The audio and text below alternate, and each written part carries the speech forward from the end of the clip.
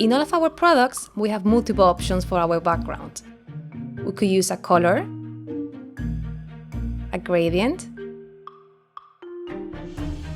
a texture, and of course, a photograph.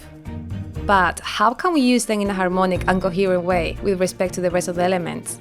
There are some basic tips we can apply. Sometimes it's difficult to distinguish the background from the photos, like on this example. To make our photos stand out from the background, we can add a frame.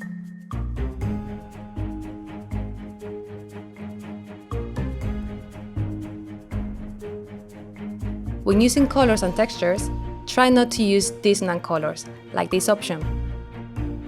It's better to be in harmony with the predominant colors of our pictures. And make sure that if there is any text, it's readable.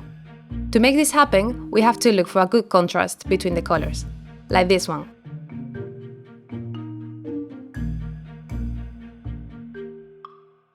Avoid relevance on backgrounds. The background should support our photos, not compete against them, like on this case.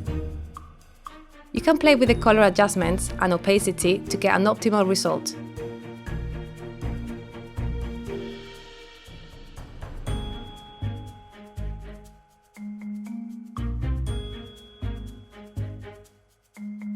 When using a photo as a background, try to avoid using one with many elements on it, like this background.